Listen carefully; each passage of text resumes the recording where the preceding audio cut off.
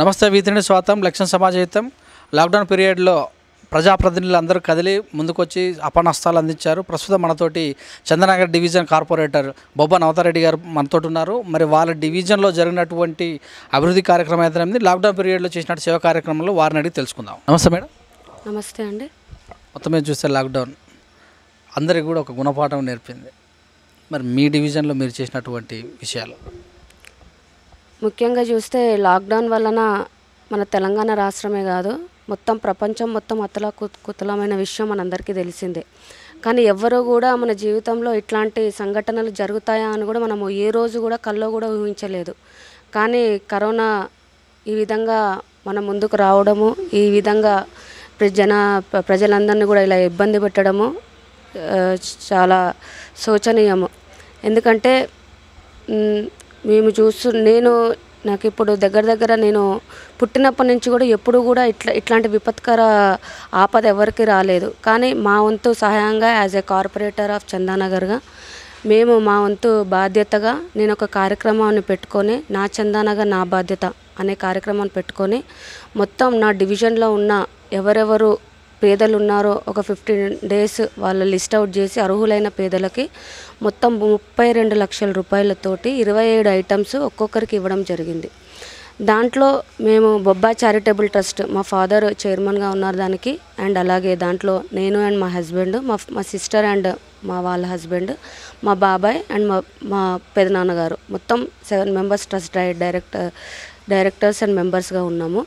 దాంట్లో మేము అందరము ఒకరోజు ఈ లాక్డౌన్ వచ్చిన తర్వాత ఒకరోజు నేను చెప్పాను, ఇలా ప్రజలందరూ కూడా చందానగర్ డివిజన్లో చాలా ఇబ్బంది పడుతున్నారు, మన ట్రస్ట్ నుంచి కూడా మనం ఏమైనా చేద్దాము అనే ఉద్దేశంతో మేము నా యొక్క విన్నపాన్ని ట్రస్ట్ డైరెక్టర్ దృష్టికి, చైర్మన్ దృష్టికి వెళ్ళగానే వాళ్ళందరూ ఏం చెప్పారంటే, మనం ఇస్తే ఆషామాషిగా ఇవ్వద్దు, ఏదో పప్పు బియ్యము నూనె ఇచ్చేసి చేతులు దులుపుకోవడం కాదు. ఎందుకంటే ప్రజలందరూ కూడా లాక్డౌన్ టైంలో ఉన్నారు కాబట్టి వాళ్ళు మనం ఇచ్చిన సరుకులు తీసుకొని మళ్ళీ వాళ్ళు ఇంట్లో నుంచి అడుగు బయట పెట్టద్దు, ఇచ్చిన కొన్ని లిమిటెడ్ అయినా సరే పర్ఫెక్ట్గా ఇద్దాము అనే ఉద్దేశంతో ఇవ్వడం జరిగింది.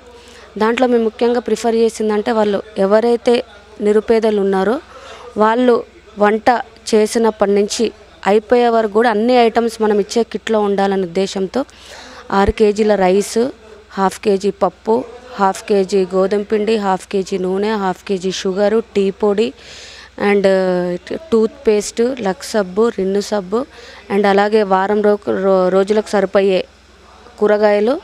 అండ్ ఇప్పుడు మా కేసీఆర్ గారు చెప్తూ ఉంటారు, అప్పుడు సి విటమిన్ ఎక్కువ తీసుకోవాలి, కరోనా నుంచి బయటపడాలి అంటే ఎక్కువ రోగ నిరోధక శక్తి ఉన్న ఫ్రూట్స్ తీసుకోవాలంటే దాంట్లో మామిడి 1 kg, బత్తాయి అండ్ నిమ్మకాయ, దాంట్లో ఒక పుచ్చకాయ ఇలా.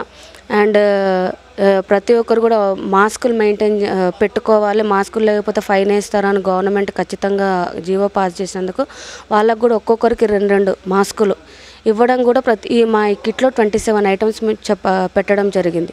అంటే మేము ఇచ్చిన ఐటమ్స్ వాళ్ళకు ఒక 15 days వస్తాయి. 15 days కూడా వాళ్ళు కూర వేసిన వెల్లుల్లి పేస్ట్, పోపు గింజల దగ్గర నుంచి కూడా మేము ఒక 27 items పెట్టడం జరిగింది.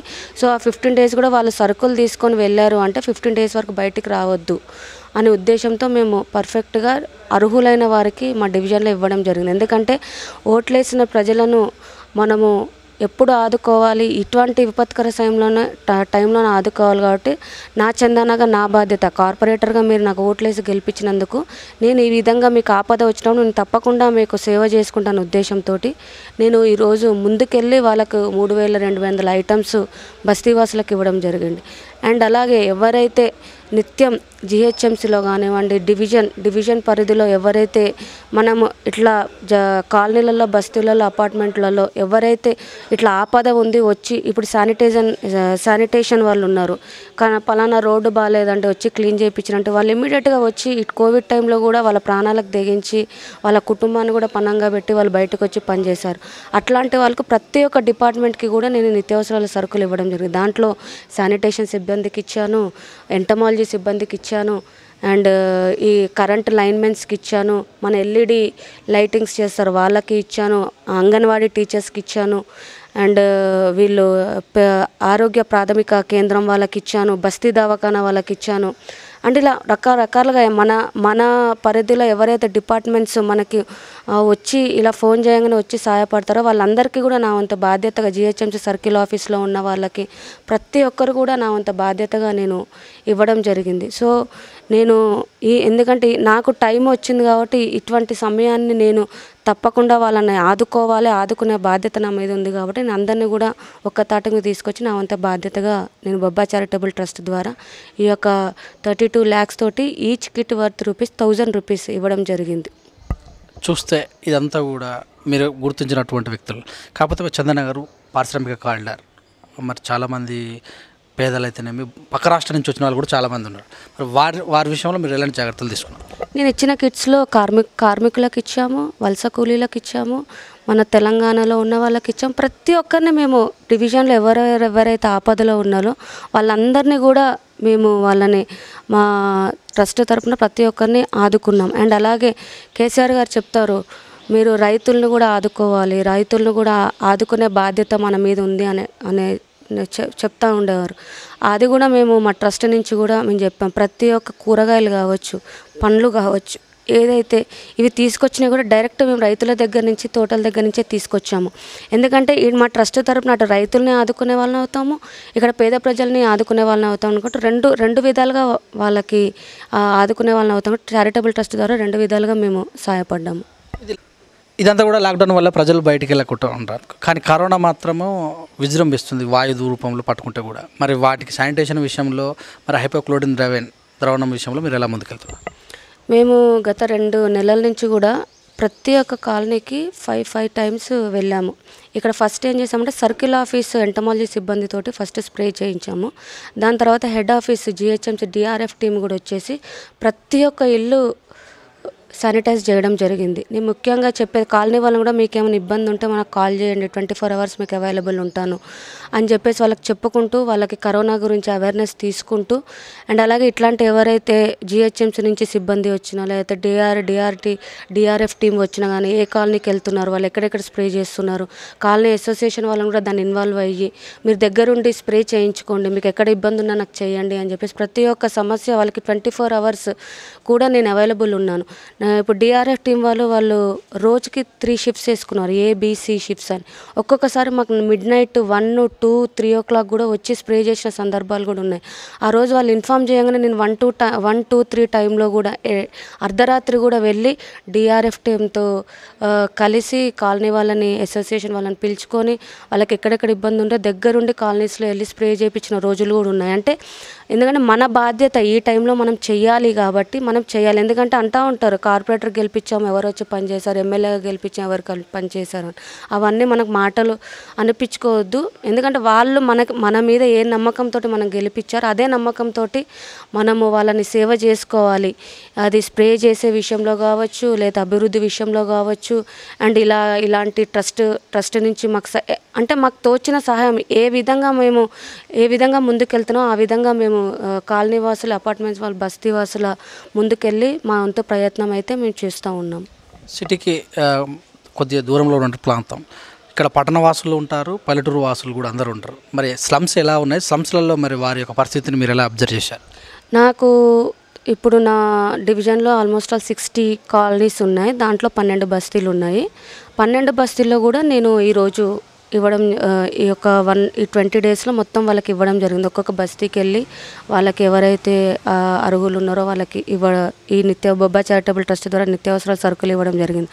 అలాగే ఎవరైతే ప్రెగ్నెంట్ ఉమెన్ ఉన్నారో అండ్ వృద్ధులు 60 years తర్వాత నడవలేని వాళ్ళు ఉన్నారు అండ్ ఫిజికల్లీ హ్యాండిక్యాప్డ్ వాళ్ళు ఉన్నారు, వాళ్ళని నేను కాలనీకి వెళ్ళినప్పుడు అంటే అందరినీ ఒక దగ్గరికి రమ్మన్నాను కిట్స్ ఇచ్చేటప్పుడు. వాళ్ళని మాత్రం రావద్దని చెప్పాను. ఎందుకంటే వాళ్ళు అక్కడికి వచ్చి లైన్లో నించొని మేము ఇచ్చే కిట్ ఒక్కొక్కటి 18 kgs to 20 kgs బరువు ఉంది, వాళ్ళు మొయ్యలేరు కాబట్టి మీరు రావద్దు అని చెప్పేసి ఆల్మోస్ట్ ఆల్ బస్తీకి ఒక 15 మంది 20 మంది ఇలాంటి వాళ్ళు ఉన్నారనమాట.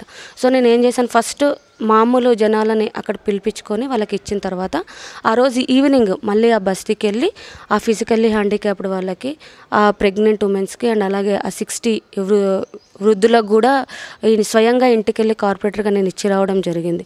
అండ్ అలాగే ఇప్పుడు ఇన్ని రోజులు బస్తీలలో నేను సేవ చేసుకున్నాను, నిత్యావసరాల సరుకులు ఇవ్వడం. ఇప్పుడేం చేస్తాను, నిన్నటి నుంచి అపార్ట్మెంట్స్లో కాలనీలస్లో వెళ్ళి వాళ్ళ క్షేమ సమాచారాలు, వాళ్ళు ఎలా ఉన్నారు, ఈ 2 months వాళ్ళ బాగోగులు ఎలా ఉన్నాయి, ఎలా జరిగింది, ఇక మీదట కూడా మీరు ఎలా ఉండాలి. ఎందుకంటే ఇప్పటివరకు లాక్డౌన్ ఉంది కాబట్టి ఎవరింట్లో వాళ్ళు ఉన్నారు, పెద్ద కేసెస్ పెరగలేదు. కానీ ఇప్పుడున్న టైంలో కేసెస్ కూడా పెరుగుతున్నాయి. రోజుకి 100 నుంచి 150, 200 వరకు వస్తుంది.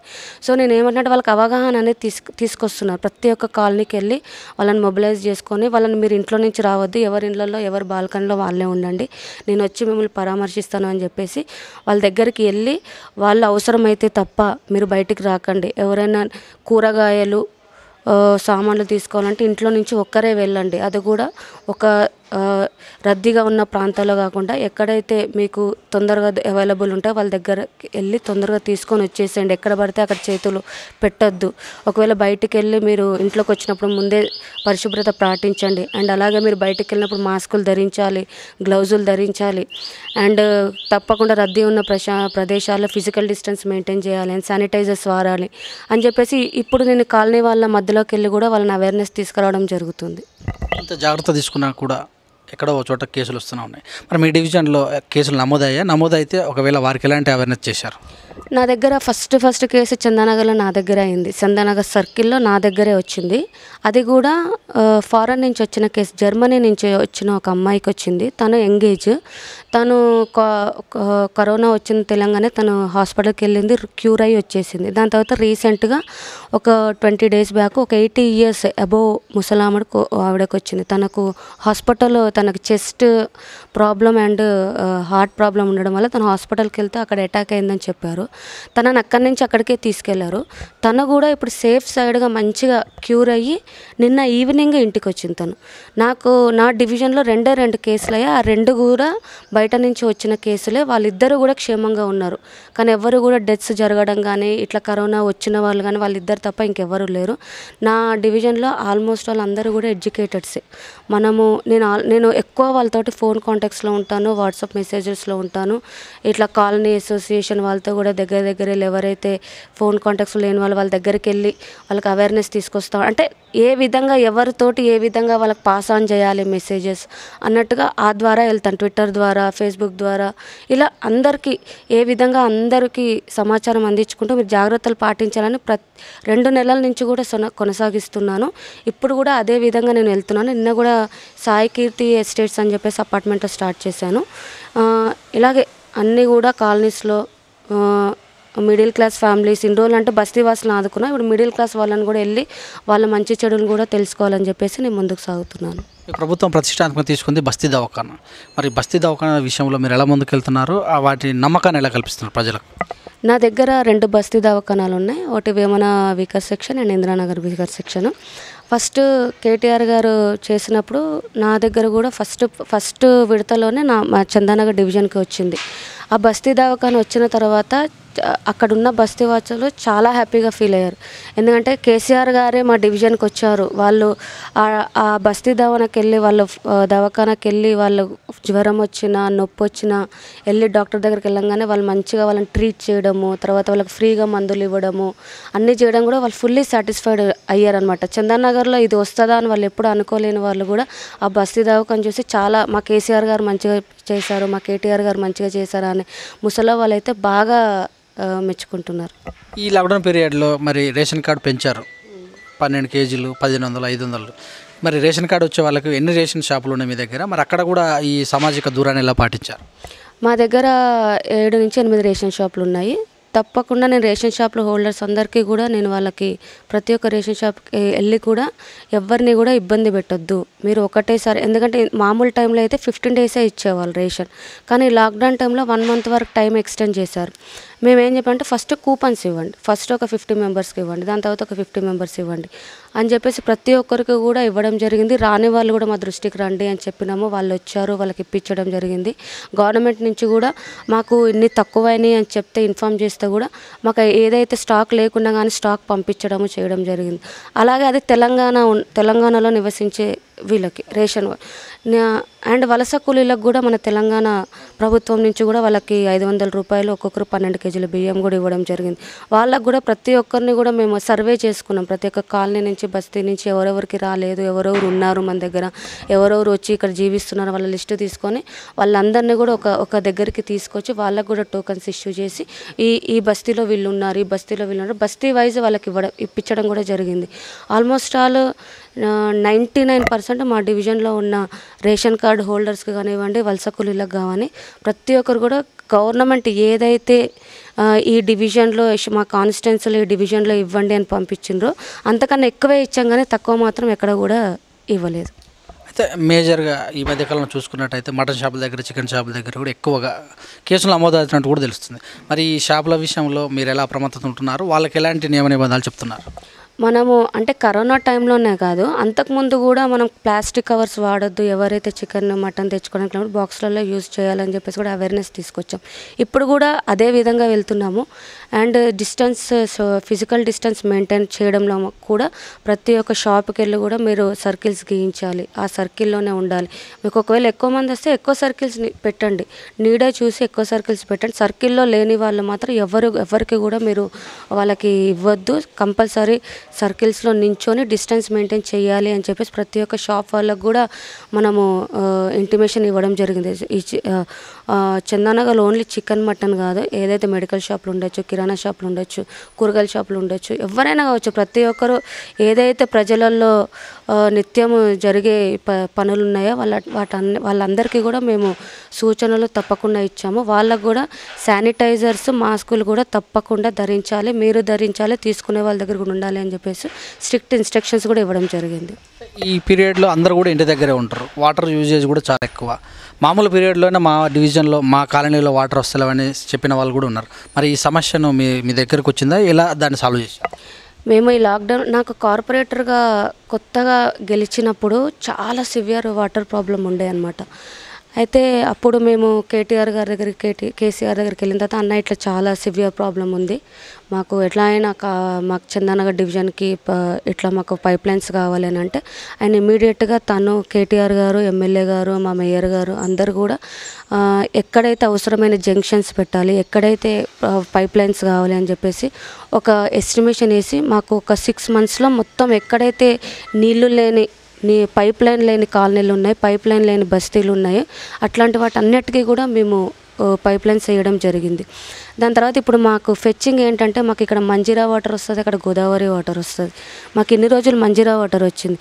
ఆ పైప్ లైన్ వేయడం వలన మాకు అంతకుముందు ఎటువంటి సివియర్ ప్రాబ్లం ఉన్నా కానీ, ఇప్పుడు ఈ లాక్డౌన్ టైంలో ఇంత 2 months అందరు ఇళ్ళల్లో ఉన్నా కానీ ఒక్క ఫోన్ కాల్ అంటే ఒక్క ఫోన్ కాల్ కూడా మాకు రాలేదు. అంటే అంత సాటిస్ఫైడ్గా ఉన్నారు మా దగ్గర కాలనీ వాసులు కావచ్చు, బస్తీ వాసులు కావచ్చు.